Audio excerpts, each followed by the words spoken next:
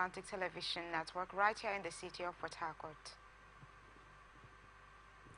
This is the network's medium of bringing the happenings in the economy sector of a society to our discerning viewers.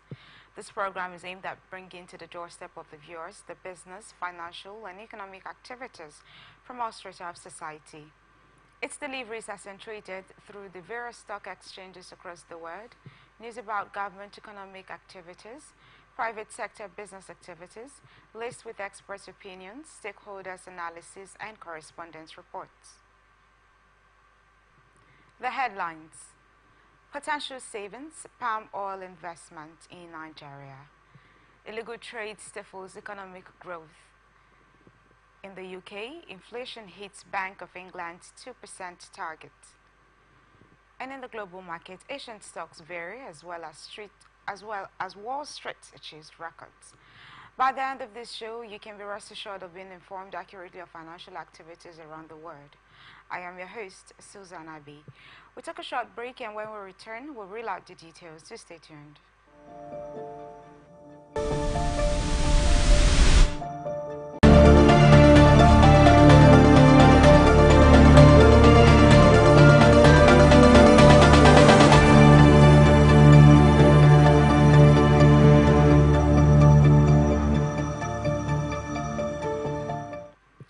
Welcome back, and now let's go into market reports, local and international business news for today.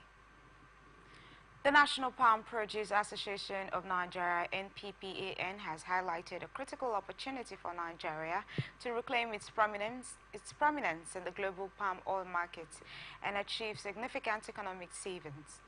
According to NPPAN President Alphonsus Enyang, Nigeria currently spends $600 million annually on importing palm oil, a stark contrast to its historical role as a leading global producer in the 1960s. Enyang emphasized that this financial outflow could be redirected into the domestic economy through strategic investment in the local palm oil sector. Historically, Nigeria was a dominant force in palm oil production, commanding over 60% of the global market in the 1960s. However, neglect and insufficient investment by successive governments have led to a decline in Nigeria's production capacity. Presently, Nigeria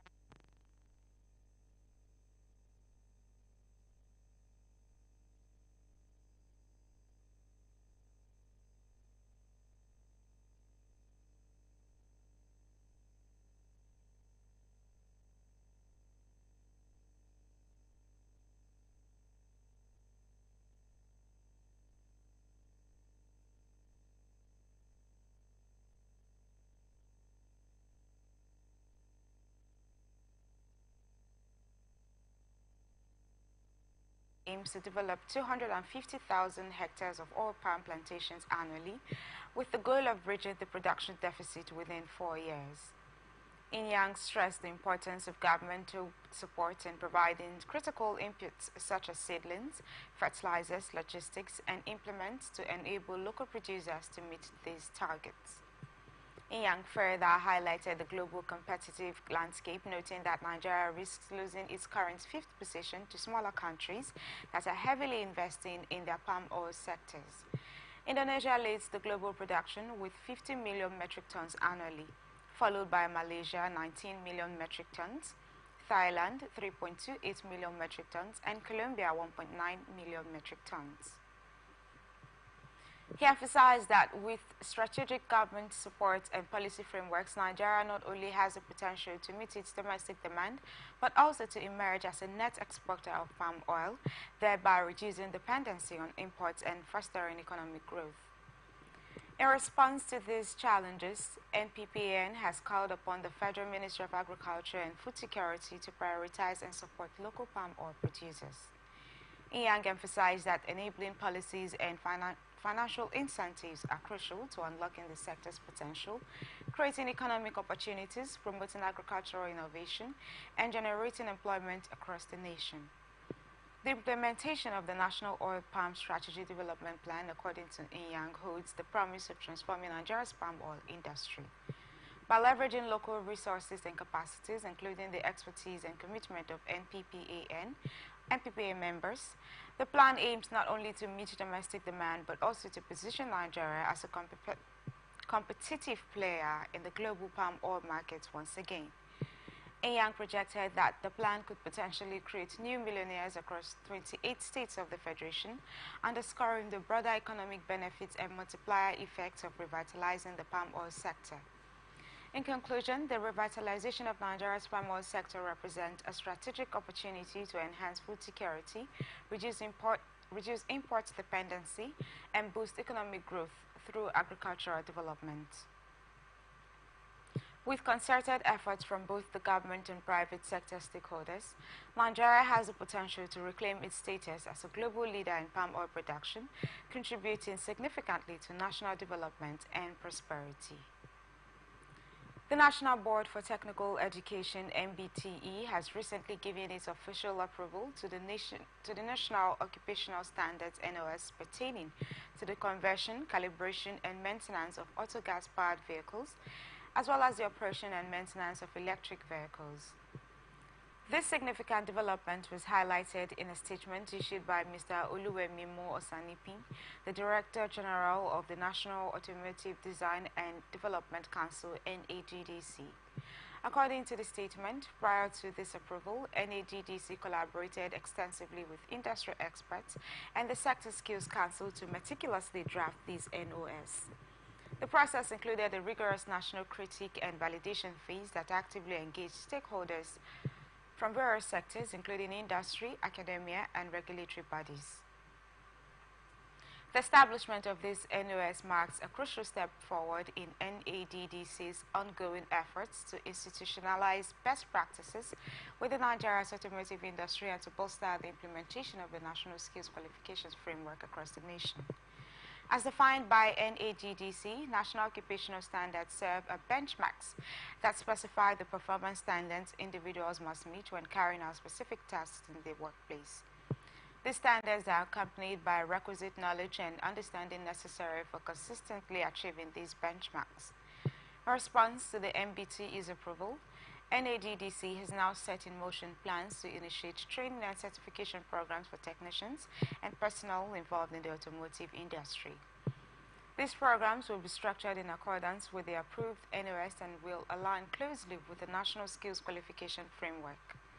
Notably, there will be a particular focus on training in the conversion of vehicles to compressed natural gas (CNG) in line with the federal government of Nigeria's presidential CNG initiative. The initiative to promote CNG as an alternative fuel source stems directly from the government's strategic policies aimed at addressing both energy security and environmental sustainability concerns within the country. As highlighted by NADDC, the introduction of autogas as a viable alternative to traditional gasoline and diesel fuels underscores Nigeria's commitment to leveraging cleaner and greener energy sources. This move is part of broader efforts to diversify the nation's energy mix and reduce reliance on conventional fossil fuels, thereby contributing to a more sustainable and environmentally friendly future. The approval of this NOS not only signifies a milestone achievement for NADDC, but also underscores the collaborative spirit and dedication of all stakeholders involved in the development and validation process. By establishing clear and standardized benchmarks for skills and competencies within the automotive sector, Nigeria is poised to enhance professionalism and effectiveness of its workforce. This, in turn, will support the growth and development of a robust automotive industry capable of meeting both domestic and international standards of excellence. Looking ahead, NADDC remains committed to ensuring the effective implementation of these NOS across the industry. This will involve continuous engagement with stakeholders to monitor and evaluate the impact of the standards, as well as to address any emerging challenges or opportunities. Furthermore, ongoing training and certification programs will be crucial in equipping the workforce with the necessary skills to adapt to technological advancements and evolving industry trends. In conclusion, the approval of the National Occupational Standards by the NBTE represents a significant stride forward for Nigeria's automotive industry. It underscores the nation's commitment to fostering innovation, sustainability, and professional development within the sector.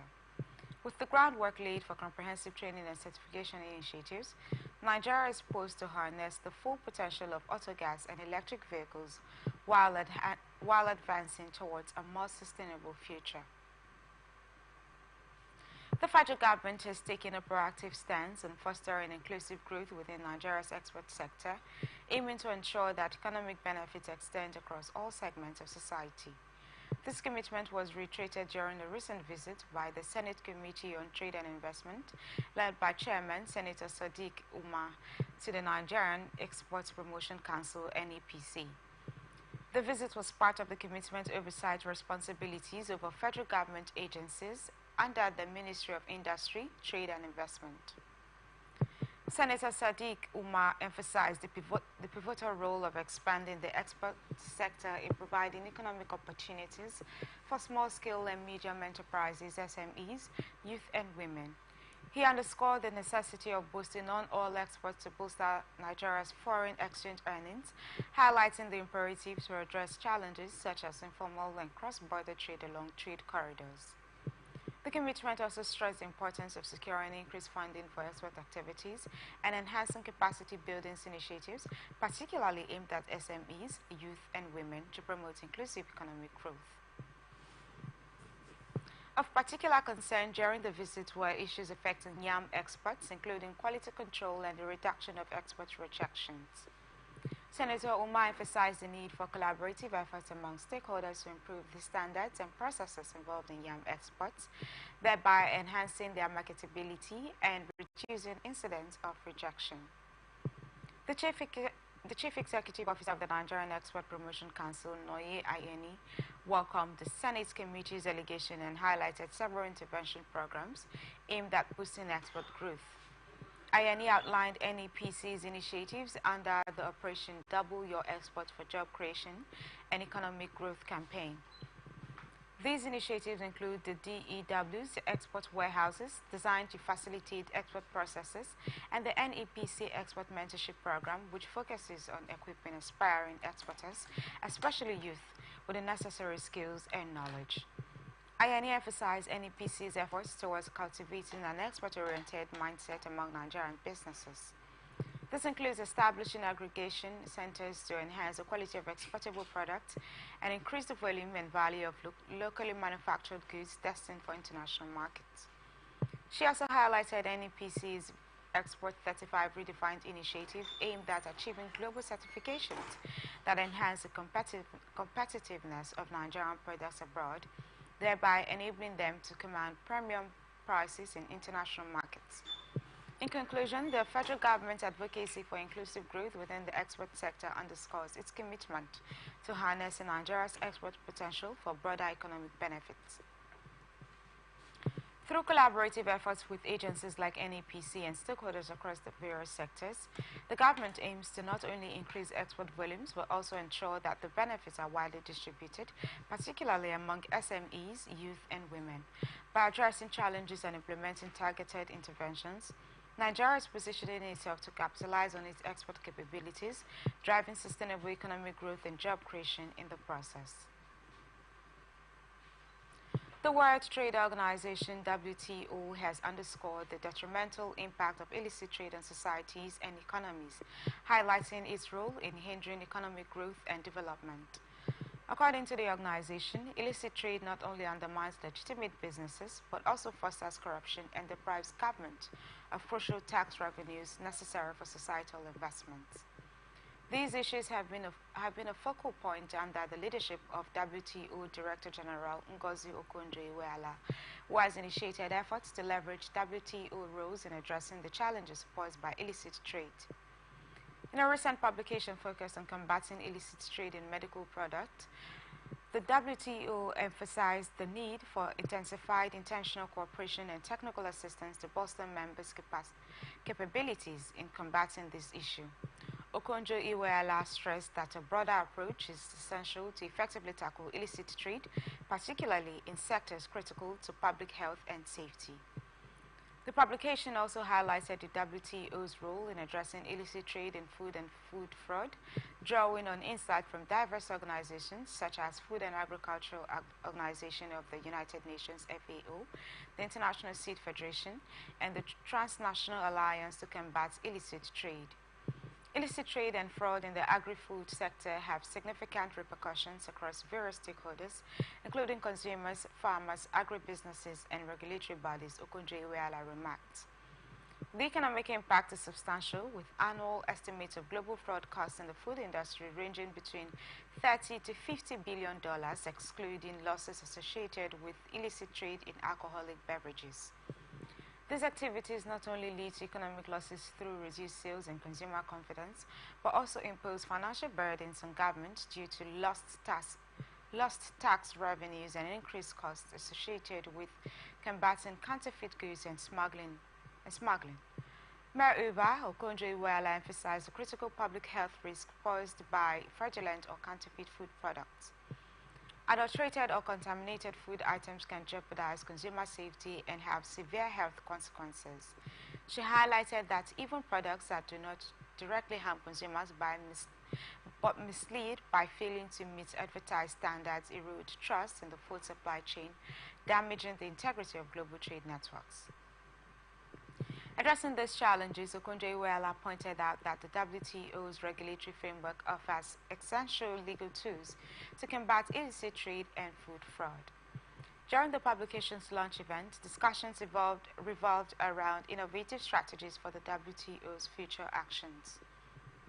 Suggestions included enhancing collaboration with the World Health Organization (WHO), reviewing national trade policies through the Trade Policy Review Mechanism, and integrating efforts to combat illicit trade into the Aid for Trade agenda. Furthermore, Okonjo-Iweala highlighted the importance of strengthening cross-border customs cooperation and examining the impacts of e-commerce on food fraud. Discussions within WTO committees focusing on technical barriers to trade (TBT) and phytosanitary measures SPS are ongoing to address these complex issues comprehensively. Looking forward, Okonjo-Iweala emphasized that any future actions by the WTO would require consensus among its members. The organization remains committed to fostering dialogue, promoting cooperation, and enhancing regulatory frameworks to mitigate the adverse effects of illicit trade globally.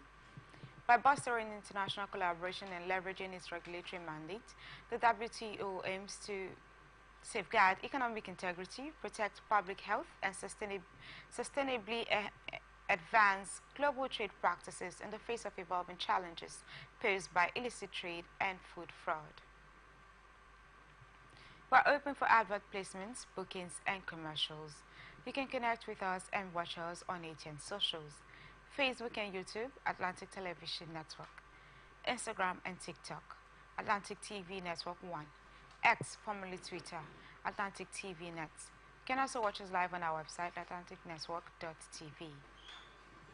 Investors involved in modular refineries have initiated discussions with the African Export-Import Bank, Afreximbank, to secure a portion of the $18 billion fund earmarked by the bank for refinery development across Nigeria and other African nations. This move follows the successful financial backing provided by Afreximbank to the $19 billion Dangote Premium Refinery, which is now operational, producing refined petroleum products both domestically and for export. Operators in the modular refining sector have confirmed ongoing talks with Afreximbank officials regarding financial support for their respective projects in Nigeria. Specifically, Clear Gold Refinery and Shenzhen Petrochemicals are among those engaging with the bank to secure funding for their planned refinery establishment. Despite these discussions, concerns have been raised by modular refiners represented by the Crude Oil Refinery Owners Association of Nigeria, (CORAN), regarding the availability of feedstock as a prerequisite for securing financial guarantees from Afreximbank. H.A. Idoku, Publicity Secretary of CORAN, acknowledged that consultations with Afreximbank were underway, but clarified that no modular refinery project had yet received financial backing from the bank. He highlighted specific cases such as Shinjin Petrochemicals, which is in the process of constructing a 3,000 barrels per day facility, and Clear Gold Modular Refinery is currently in discussions not only with Afrexim Bank, but also with the Bank of Industry BOI for financial support. Afrexim Bank's commitment to support refinery development in Africa, including modular refinery, stems from its strategic objective to enhance regional refining capacity. Benedict Orama, president of Afrexim Bank, announced the bank's intention to allocate $18 billion towards the construction of refineries across the continent during the 2024 Afrexim annual meetings held in Nassau, the Bahamas. He highlighted the pivotal role played by Afrexim Bank in financing transformational projects like the Dangote refinery, emphasizing the institution's readiness to support similar ventures in the future. Arama underscored the challenges faced by modular refineries in accessing financing, particularly due to the greenfield nature of their projects, which necessitates assurances and guarantees regarding feedstock availability and project readiness. He acknowledged that these issues have historically committed the funding process, but expressed optimism that Afrexim Bank's recent commitment would lead to more favorable conditions for Nigerian modular refinery projects. However, concerns persist within the modular refining sector regarding the influence of entrenched interests, often referred to as an oil mafias, who allegedly obstruct efforts to expand local refining capacity. These concerns were recently echoed by Aliko Dangote, chairman of Dangote Premium Petroleum Refinery, who highlighted attempts by domestic and international entities to derail the Dangote refinery project. Despite these challenges, Dangote praised Afrexim Bank for their support during critical stages of the project, noting that external pressures during the COVID-19 pandemic aimed to force default on loans, a scenario prevented with Afrexim Bank's assistance. In conclusion, while modular refineries in Nigeria continue to engage with Afrexim Bank for financial support, the sector remains cautiously optimistic about prospects of securing funding under the bank's new initiative. The ongoing discussions reflect a concerted effort to enhance local refining capacity, reduce dependence on imported petroleum products, and stimulate economic growth through enhanced industrial infrastructure. As Afrexim Bank progresses with its funding plans, collaboration with stakeholders and addressing operational challenges will be crucial to realizing the potential of modular refineries in Nigeria and across Africa. You're watching ATN Business on Atlantic Television Network. We will be back after this break. Do stay tuned.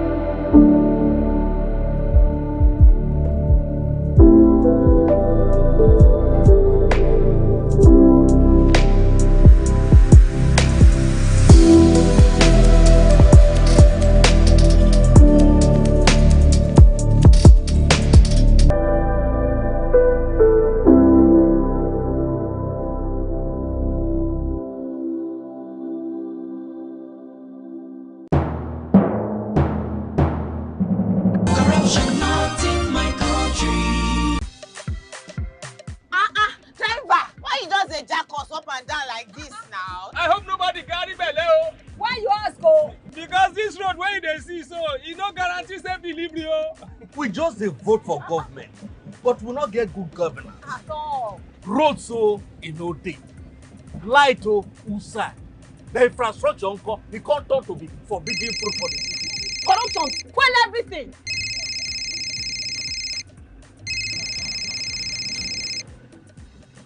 Hello? Hello, madam. Good afternoon. Good afternoon. My name is Mrs. Ayeni. I am calling from the Ministry of Humanitarian Affairs. Okay. Okay, I've been expecting your call. Madam, remove this your phone from loudspeaker. No vex, now my phone be like that. Hello? Are you there? I hear, I'm hearing you. Yes. We saw a copy of your invoice for computers, printers, and laptops. Yes. Are you working on them now? Ma, the prices you quoted are way too high now. Madam, sorry, please don't call. We found the laptop you said is 1.8 million naira for 600,000 naira. Hello? Now my body network there. I can't hear you. Network is bad. Madam, we can hear you. Continue. Hello, I can't hear you. We call you back. That behavior not good now. Madam, now this kind behavior they kill our country. You suppose do things differently, make Nigeria for better. Corruption not in my country. This message is brought to you by the Atn Foundation, the Marketer Foundation, and with broadcast support from Atlantic Television Network. corruption not in my country. I don't get a lot. Boy, they won't booga me small. They say, man, give them bribe. I say, nothing. Okay, now, we'll go block later. You remember that contract we will do that time now? They don't pay. But first, you see the house rent with the old since. We go first call caretaker, take the money, slap am. Beg, see, you know, say I get annual levy why they pay for club. Where me and boys they shark beer in our house, I supposed pay that one. You remember say me and tell you I go buy you motor. I go buy now. Okay, they pay you money now. We don't they beg caretaker? Why would they beg landlord, old man, and they agree give us time? Money can't come now. You won't divert time. You said na corruption. Corruption, not in my house and not in my country. Sure? Sure. Corruption not in my country. This message is brought to you by the Atn Foundation, the Marketer Foundation, And with broadcast support from Atlantic Television Network. Welcome back to ATN Business and Atlantic Television Network. Now to the rest of our stories.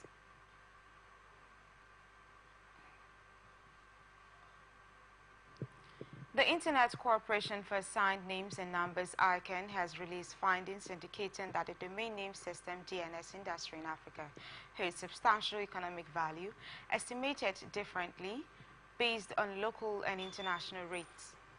According to ICANN, the annual worth of African country code top-level domains, CCTLDs alone calculated at local rates amounts to approximately $17.5 million. When factoring in international rates and including top-level domains TLDs held by African entities, this value rises significantly to around $137 million. ICANN further applies the multiplier effect to estimate that the broader African DNS industry is valued at approximately $1 billion annually, with 74% of this revenue concentrated among the top 10 countries in the region. The study shared with ATN highlights varying regulatory requirements across African countries concerning domain name registrations. While 16 nations mandate some form of local legal presence for registration, others like Kenya require local presence for registrars but not necessarily for registrants themselves. This regulatory landscape influences the accessibility and growth of domain names within each country, contributing to diverse growth rates observed across the continent. Despite challenges such as high internet access costs and disparities in infrastructure, the DNS industry in Africa shows promising growth prospects. The average annual growth rate of domain names across the continent is projected at 12.4%, indicating significant opportunities for local providers. However, growth rates vary widely among countries, ranging from negative figures in some to substantial increases in others, underscoring the uneven development within the industry. The success of individual countries in the DNS sector is measured by the Country DNS Success Index (CDSI), which evaluates various factors including domain registrations, presence of local infrastructure like Internet Exchange Points (IXPs), and Internet penetration rates. South Africa emerges as the top performer in the CDSI, followed by Nigeria, Kenya, Tanzania, and Morocco, reflecting their relative strengths in managing and expanding their DNS industries. Nigeria specifically has shown remarkable progress, advancing to second place in the African DNS industry rankings. As of November 2023, African CCTLDs accounted for 4.33 million registrations, complemented by an additional 1.4 million registrations in generic top-level domains GTLDs by African entities. The report notes Nigeria's significant advantages included a large population, robust economy, multiple undersea cables enhancing internet connectivity, and presence of 6 internet exchange points (IXPs) and multiple data centers. Sally Constantine, ICANN's interim president and CEO, emphasized the importance of the report in highlighting both the achievements and challenges faced by the DNS sector in Africa. She underscored ICANN's commitment to supporting the region's internet infrastructure growth through insights gained from such studies. The report, initiated in response to requests from the African community and aligned with ICANN's Africa Regional Plan for fiscal years 2021 to 2025, serves as a crucial tool in navigating the evolving landscape of the DNS industry across the continent. The Securities and Exchange Commission (SEC) recently hosted Mr. Kayode Falowu, chairman of NASD PLC, and his team during a courtesy visit to Dr. Emomotimi Agama, the new Director General of SEC in Abuja. During the meeting, Dr. Agama expressed commendation for NASD's proactive approach in implementing several innovations aimed at enhancing competitiveness and enhancing the Nigerian capital market. He specifically praised NASD's efforts in digitalizing its operations, recognizing the importance of such initiatives in modernizing the financial landscape. Dr. Agama assured NASD of SEC's commitment to supporting initiatives that foster the development in the Nigerian capital market. He encouraged NASD to maintain focus on specific market segments where it aims to operate effectively, highlighting the SEC's role in promoting innovation within the regulatory framework to ensure sustainable growth and transformation. The Commission is dedicated to promoting innovation within the Nigerian capital market while adhering to existing and potential regulations to facilitate its effective development and transformation, Dr. Agama stated. He emphasized the SEC's mission to support innovations that significantly contribute to the growth of the capital market and ultimately bolster the Nigerian economy. Dr. Agama underscored SEC's alignment with national economic goals, particularly aiming for Nigeria to achieve a GDP size of $1 trillion within the next decade, as envisioned by Bola Tinubu administration. In conclusion, the meeting between SEC and NASD highlighted a collaborative effort towards advancing the Nigerian capital market through innovation and strategic development.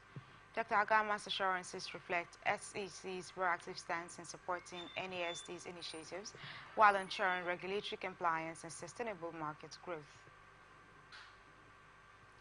In May, UK inflation reached the Bank of England's target of 2.0% according to the Office for National Statistics, marking the final update on this crucial economic indicator before the upcoming national elections in July. This figure represented a decrease from April's 2.3% and aligned perfectly with the 2% forecast anticipated by economists surveyed by Atn. Following the announcement, the pound experienced a slight uptick, reaching $1,272,000 by 7:33 a.m. London time. Of particular interest to the Bank of England was services inflation, which plays a significant role in the UK economy and reflects domestically driven price increases. In May, services inflation stood at 5.7%, a slight drop from 5.9% in the previous month. Meanwhile, core inflation, which excludes volatile items like energy, food, alcohol, and tobacco, decreased from 3.9% in April to 3.5% in May. The Office for National Statistics attributed the decline in inflation to primarily lower in food prices, while noting that costs for car fuel continue to exert upward pressure. Market research firm Kantar highlighted that unseasonably poor weather contributed to the slowest growth in grocery sales in 2 years, with a 1.0% rise recorded in the 4 weeks leading up to June 9. This marked the 16th consecutive month of decline in food inflation, as indicated by Kantar's index. While the current inflation rate aligns with the Bank of England's targets, Azad Zangana, senior European economist and strategist at Schroders, cautioned about potential upward pressure in the latter half of the year. Zangana pointed to the UK's phased withdrawal of its energy price cap as a factor that could lead to increased inflationary pressures later in the year. He suggested that the Bank of England might even surprise the markets with a rate cut during its upcoming meeting, despite widespread expectations that rates will remain unchanged at 5.2%, where 5.25% where they have been since August 2023, when inflation was significantly higher at around 7.9%. Looking ahead, with inflation trending closer to target, financial markets are anticipating a potential interest rate reduction in the near term. According to Atn's poll of 65 economists, all but 2 expect a rate cut in August, while market indicators suggest such a move could happen as soon as September. The economic backdrop is pivotal as the UK prepares for its general election in July 4th, with polls indicating a probable victory for the opposition Labour Party. Prime Minister Rishi Sunak welcomed the latest inflation figures, describing them as great news on social media and asserting that inflation has now returned to a more stable level. However, opposition politician Rachel Reeves acknowledged that while inflationary pressures have eased, many families continue to face challenges related to the cost of living, underscoring ongoing concerns despite the recent economic developments. Nvidia's remarkable surge in the stock market reached a significant milestone on Tuesday as the chipmaker surpassed all others to become the most valuable company in the S&P 500, with its market value now exceeding $3.3 trillion. This achievement underscores the tremendous investor confidence and the rapid growth Nvidia has experienced due to the soaring demands for its semiconductors, crucial for powering artificial intelligence applications. In the last quarter, Nvidia reported a staggering revenue increase, more than tripling from the same period a year earlier, highlighting its pivotal role in the tech sector. The company's ascent in prominence in AI has been accompanied by remarkable numerical achievements. Nvidia's market capitalization at the close of Tuesday's trading surpassed both Microsoft $3.317 trillion and Apple $3.286 trillion, positioning it firmly at the top of the S&P 500. Just a year ago, Nvidia had crossed the $1 trillion market cap threshold, marking a meteoric rise in its valuation. The recent stock split executed on June 7th with a ratio of 10:1 adjusted Nvidia stock price to enhance accessibility for investors, a strategy commonly employed by companies with high stock prices. Analysts are bullish on Nvidia's financial prospects, forecasting significant revenue growth for the fiscal year ending January 2025. Estimates suggest this could double its fiscal 2024 revenue and quadruple its earnings from the previous year. Nvidia's estimated net margin, the percentage of revenue converted into profits, is approximately 53%, underscoring its robust profitability. This metric is notably higher than Apple's net margin of 26.3% and Microsoft's 36.4%, although both these tech giants maintain substantially larger revenue streams compared to Nvidia. Despite its smaller revenue base relative to Apple and Microsoft, NVIDIA's strategic focus on AI and its dominant position in the semiconductor market have propelled its market value to unprecedented heights. The company's innovations and technological advancements in AI have solidified its leadership, attracting significant investor interest and driving its valuation to exceed $3.3 trillion. As NVIDIA continues to expand its footprint in AI and other advanced computing sectors, its trajectory in the stock market remains a testament to its transformative impact on the tech industry. Asian markets displayed a mixed performance on Wednesday, following fresh highs in U.S. benchmarks, underscoring signs of a potential economic slowdown without recession. U.S. futures showed varied trends while oil prices experienced declines. In Tokyo, the Nikkei 225 rose 0.2% to 38,570.86 after Japan's May trade data revealed a 13.5% increase in exports and a 9.5% rise in imports, attributed to higher prices and a weaker yen against the dollar. The Bank of Japan's meeting minutes hinted at a possible interest rate hike depending on future economic data. IG Asia commented on the Nikkei's cautious movement amid broad consolidation. Hong Kong's Hang Seng surged 2.9% to 18,437.57, contrasting with Shanghai's 0.4% decline to 3,018.05, following China's security watchdog's announcement of enhanced financial oversight at a Shanghai forum. Meanwhile, Australia's S&P ASX 200 edged 0.1% lower to 7,769.10, and South Korea's Kospi climbed 1.2% to 2,797.33. Taiwan's TAIEX gained 2%, while Bangkok's SET retreated 0.7%. On Tuesday, the S&P 500 hit a record high of 5,487.03, rising 0.3% for the 31st time this year. The Nasdaq edged up slightly to 17,862.23, and the Dow Jones Industrial Average increased by 0.2% to 38,804.86. NVIDIA stood out with a 3.5% gain, significantly driving the S&P 500 upward, pushing its market value above $3 trillion anew. NVIDIA's chips, pivotal in AI development, have spurred exceptional demand, tripling revenue quarter with soaring profits. Year to date, NVIDIA stock has surged nearly 174%, contributing substantially to the S&P 500's overall gains through May. However, market health relies on broader participation beyond a handful of standout stocks. Recent data from the Commerce Department indicated a modest 0.1% increase in retail sales for May, falling below economists' projections, and revised April figures showing a 0.2% decline. While sales rose in March and February, January's 1.1% decline highlighted challenges, including weather-related impacts. Despite lingering inflation concerns and financial pressures on lower-income households, global fund managers expressed peak optimism about stocks since autumn 2021, with minimal cash holdings and hefty stock allocations.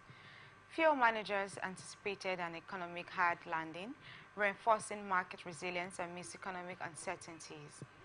In the oil market, U.S. benchmark crude fell 20 cents to $80.51 per barrel on the New York Mercantile Exchange, while Brent crude slipped 23 cents to $85